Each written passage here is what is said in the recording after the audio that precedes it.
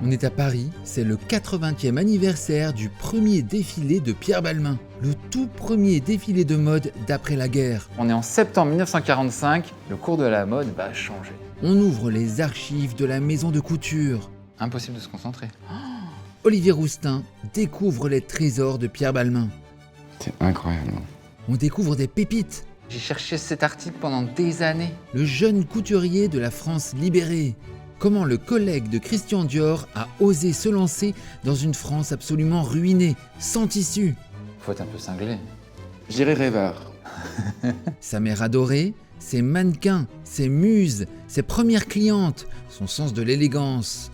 On pénètre la maison Balmain telle qu'elle était, bourrée de couturières et de mannequins. Tout a lieu ici. C'est-à-dire que les ateliers sont ici, les rouleaux de tissu sont coupés ici, les gens ont dormi ici. Julia Guillon, la responsable du patrimoine Balmain, met les gants blancs et nous guide. Elle a rassemblé, recensé les papiers, les vêtements qui racontent la maison. 80 ans d'archives. On sent qu'on est déjà dans la création d'une légende. Les archives de Pierre Balmain sont immenses en fait. Il y a énormément de codes. Voici la création de la maison Balmain. Olivier Rousteing est le directeur artistique de Balmain depuis 15 ans. Je suis un enfant Balmain finalement, je suis né comme un enfant Balmain. Ces défilés célèbrent toujours cette notion de New French Style, une élégance fraîche et insouciante, opulente. Vous pensiez que j'étais flashy? Regardez l'héritage de Monsieur Pierre Balmain. Il se sent proche du personnage de Pierre Balmain. Ça me touche beaucoup quand je vois cette photo parce que ça me rappelle mon premier jour quand je suis arrivé chez Balmain. J'étais un gamin et j'avais vu la plaque. J'avais les yeux mais étincelants parce que j'ai commencé, j'avais 23 ans, comme bras droit. Et j'aurais jamais pensé que je serais devenu directeur artistique de cette maison. Pour plusieurs raisons. Un, parce que j'étais tellement jeune. Deux, parce que je pensais pas en 2011 qu'une maison française aurait pris un garçon noir. Et c'est la première maison française qui a parlé d'inclusivité, de diversité. Je me sens proche de Pierre Balmain parce que je pense que c'est une maison qui casse les codes. Pierre Balmain a été un précurseur. Pierre Balmain a un peu plus de 30 ans quand il ose se lancer. Les moyens sont modestes, sa mère ira jusqu'à vendre sa bague de fiançailles pour soutenir son fils. Première étape, trouver une adresse prestigieuse où installer sa maison de couture.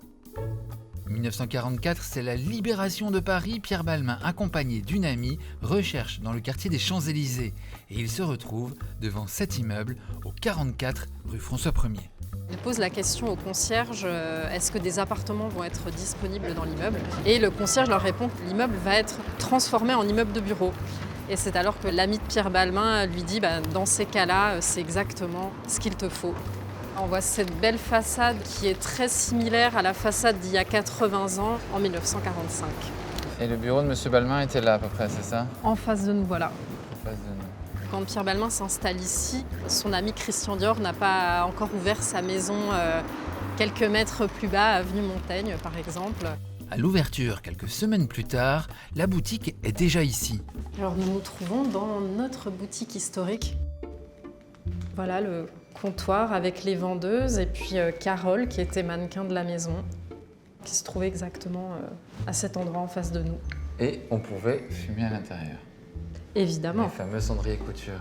Les défilés ont lieu au premier étage où la maison s'est installée en 1945, dans le salon rotonde où avaient lieu toutes les présentations couture. Au départ, Balmain n'occupe qu'un étage au 44, un ancien appartement aux multiples recoins. L'atelier déborde. Pierre Balmain lui-même n'a pas de bureau. Il travaille dans la salle de bain, une planche posée sur la baignoire. C'est ici même, le 18 septembre 1945, qu'a lieu le premier défilé Balmain. La rotonde, c'est le salon couture et donc au centre de ce salon se trouvait un double podium circulaire que les mannequins avaient surnommé le camembert du fait de sa forme. Petit clin d'œil très français. Ah, c'est mignon parce qu'il y a une table ronde exactement là où il y avait le camembert. Les choses sont bien faites. Et c'est très original, voilà, c'est le podium de la maison Balmain. Hein. Aucun autre couturier n'a ce type de podium. Et les clientes sont très proches. Les clientes sont très proches et peuvent palper, toucher le tissu au passage des mannequins. On a peur de la copie et les images sont rares. On ne laisse filmer que quelques modèles et exceptionnellement. On prend des notes plutôt qu'on ne photographie. Les clientes au premier rang discutent, c'est bon enfant. Les mannequins tournent sur elles-mêmes pour qu'on puisse bien voir sous toutes les coutures. Le salon rotonde continuera d'accueillir ces créations pendant des décennies. Les ateliers étaient ici aussi. Exactement. Tout est ici. Tout est ici. Ils sont autour de 25 personnes pour préparer le premier défilé, le 18 septembre 1945. Pierre Balmain raconte dans ses mémoires que les nuits précédant la collection ont été faites sous la frénésie, la fatigue. Donc la machine à café carbure et on autorise les couturières à dormir sur le sol, mais avec comme oreiller les plus beaux rouleaux de tissu de la maison. Tout le monde travaille avec une telle ferveur, une telle passion jusqu'à la dernière minute. Travailler à redresser la France. Exactement, il y avait vraiment une foi collective pour reconstruire très rapidement le rayonnement de Paris après la Seconde Guerre mondiale. Cette charmante jeune femme compte parmi les jeunes femmes de Paris qui n'ont rien à se mettre. L'heure est grave. Les magazines de mode, c'est bien plus sérieux que la cote de la bourse. Il conduit droit au salon des couturiers. Chez Balmain, le plus jeune parmi les grands, nous trouvons ce manteau samouraï. S'engage-t-on en cas de déshonneur à faire harakiri avec son parapluie? Première collection, hiver 1945. Plissé de tulle, fait à la main, délicat bracelet de perles. La première collection est un choc car c'est l'opulence et la beauté après la pénurie et la guerre. C'est fou parce que l'Europe est en ruine et il fait ça. Ouais, l'Europe est en ruine, mais dans un moment de reconstruction, il amène l'espoir et le rêve français. L'élégance renaît à Paris et déjà Balmain fait parler de lui dans les journaux.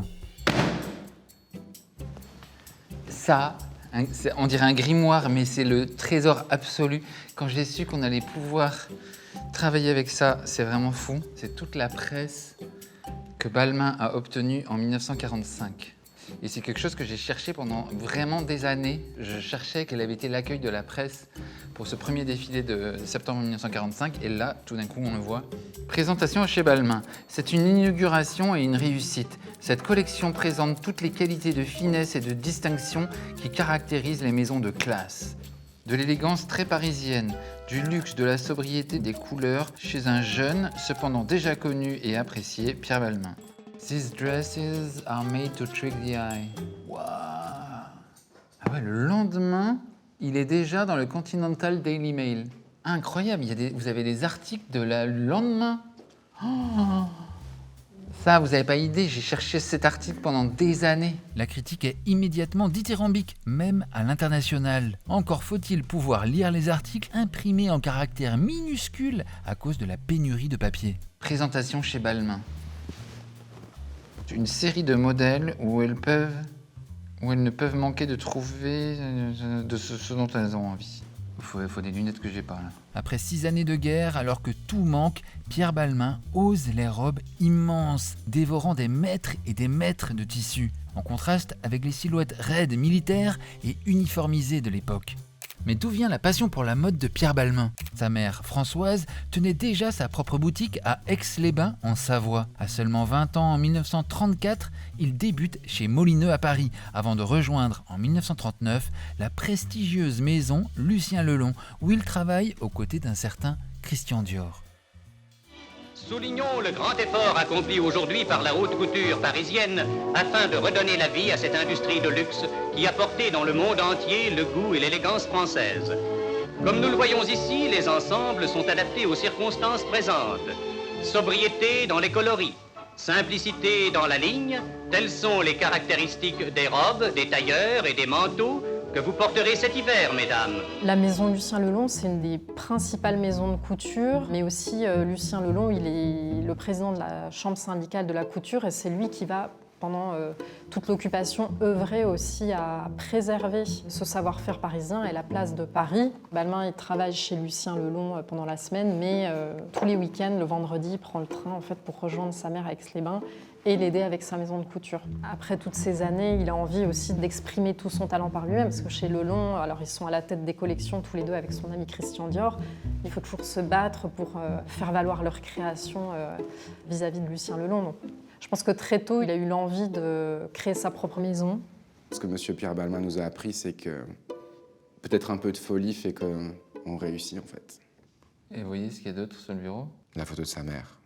La mère de Pierre Balmain, Françoise Balmain, a joué un rôle essentiel dans la création de la maison. Ce qui est extraordinaire, c'est une femme qui a cru en son fils et qui l'a aidé, même financièrement, et pas que à construire ses rêves. Et Pierre Balmain peut compter sur le soutien d'amies influentes, comme l'écrivaine américaine Gertrude Stein et sa compagne Alice Toklas.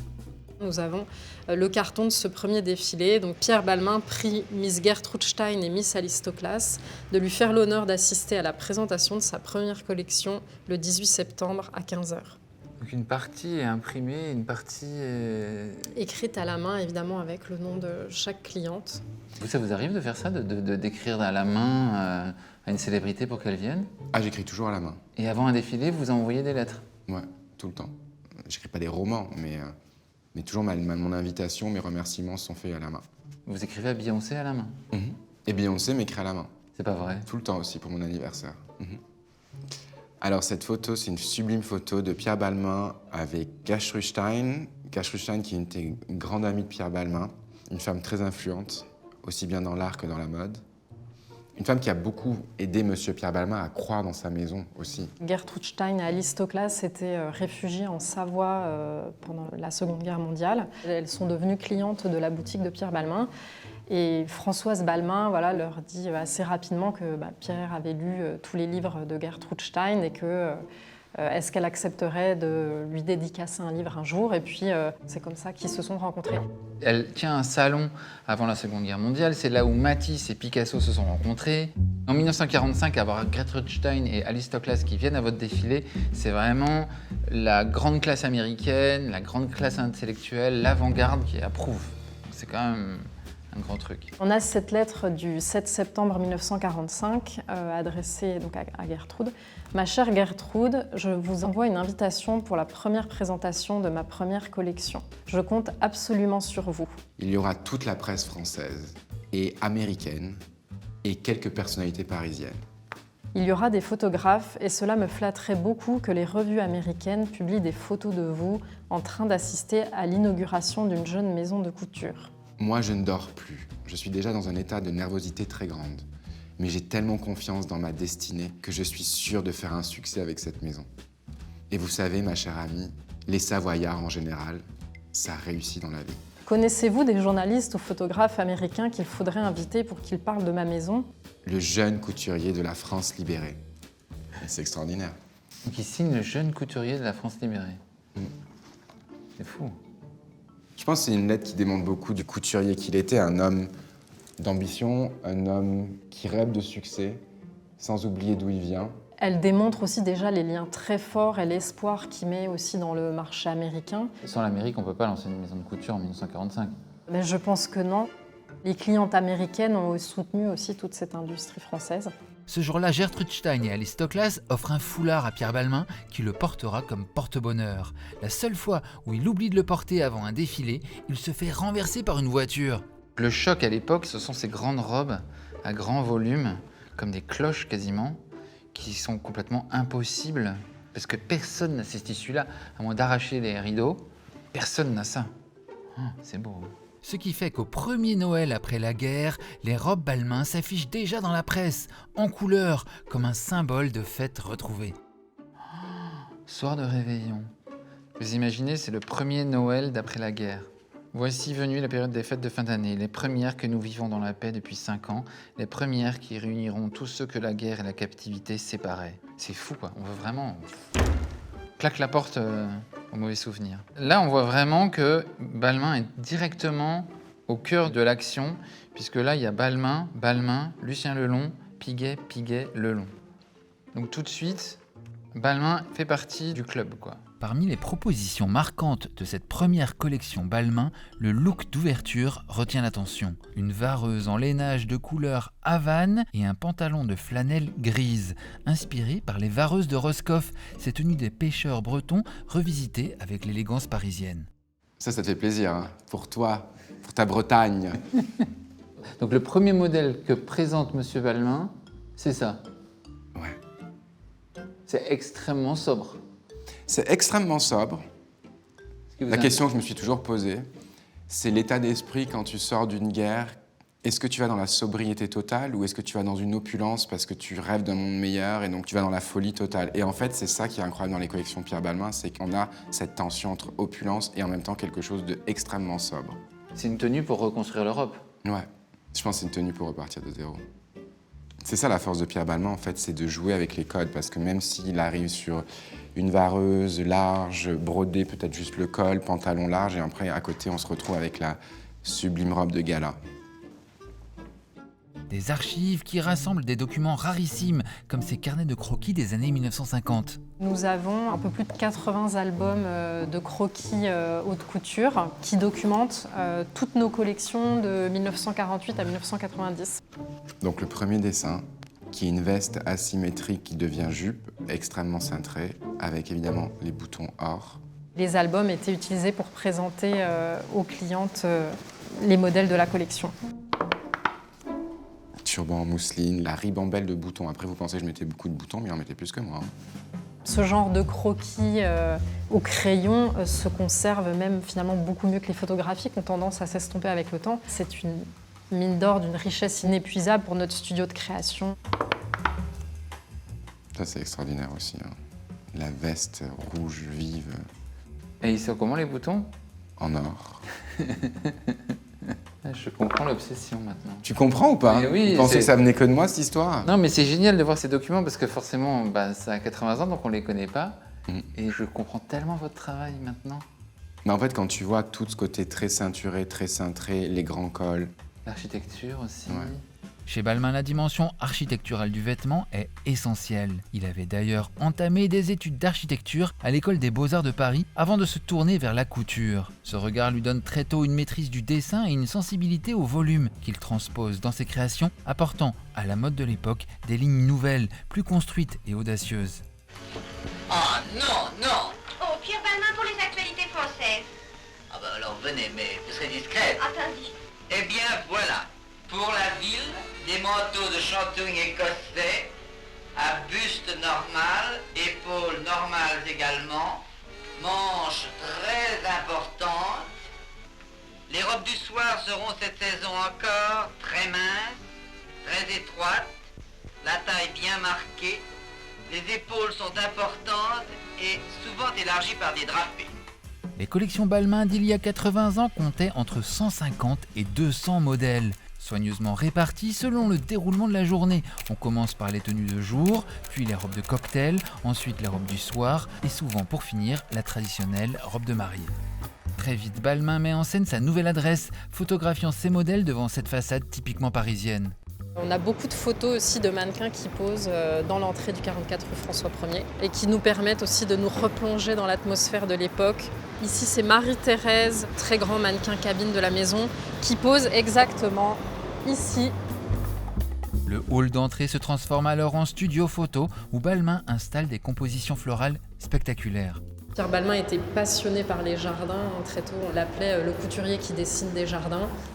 Le sol est toujours ce même pavage dans le hall du 44. On a toujours aussi ces médaillons en tête de lion qui étaient là à l'époque de Monsieur Balmain.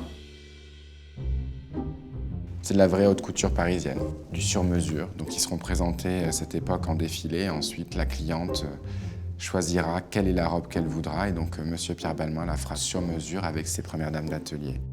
Ça, c'est une robe typique années 50, robe couture, corsetée, le nœud dans le dos, certainement faite de taffetas, avec les gants. Et donc là, l'idée, c'est vraiment de la reproduire pour les demandes. Et les maisons, à l'époque, vivent sur la haute couture, ce qui aujourd'hui n'est plus le cas. Aujourd'hui, la haute couture, c'est peut-être 10% ou 5% de ton chiffre d'affaires, alors qu'avant, la haute couture était 90% de ton chiffre d'affaires. Il adorait tout ce qui était lingerie retravaillée au soir. Tu vois, la fine bretelle, qui est extrêmement moderne pour cette époque, avec le micro-nœud, toujours corseté. Opulence. La plus grande difficulté pour un directeur artistique ou pour quel que soit le designer, c'est de se restreindre. Mais clairement, M. Pierre Balmain ne se restreignait pas non plus, donc j'ai appris de quelqu'un. Et qui observe très bien cette opulence, cette dame au premier rang. Cette photographie, elle est prise dans la partie la plus arrondie de la rotonde. On devine le podium. Et au premier plan, on reconnaît Alice Toklas, qui était donc cette grande écrivain et partenaire de Gertrude Stein.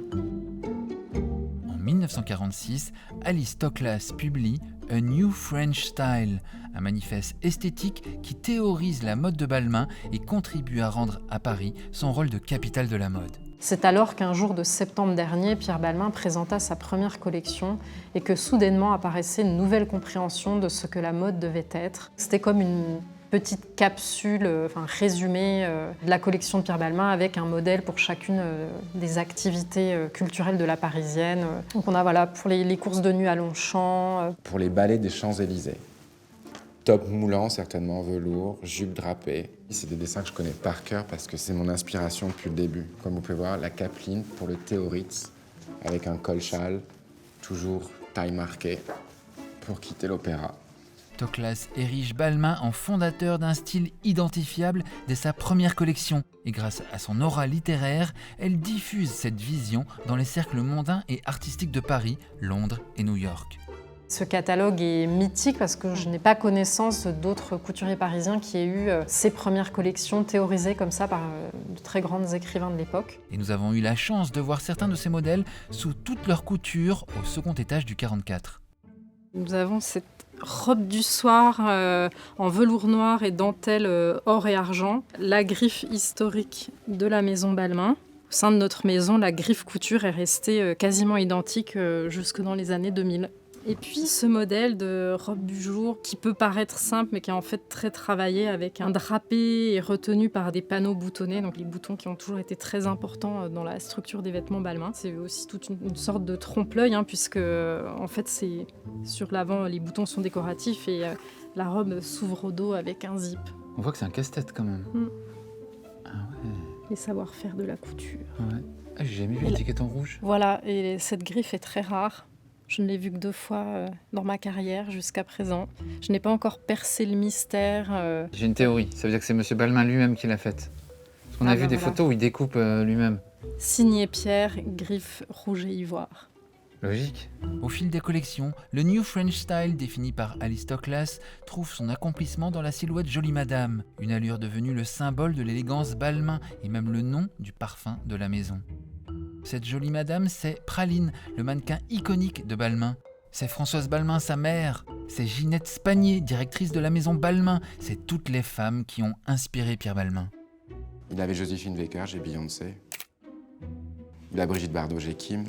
Il a la princesse de Thaïlande, j'ai la première dame de France. Il avait déjà créé sa Balmain Army. Moi, c'est ce que je dis toujours, vous pensez que j'ai inventé quelque chose, mais finalement, je n'ai fait que reproduire l'histoire d'une maison qui est entourée de femmes les plus incroyables.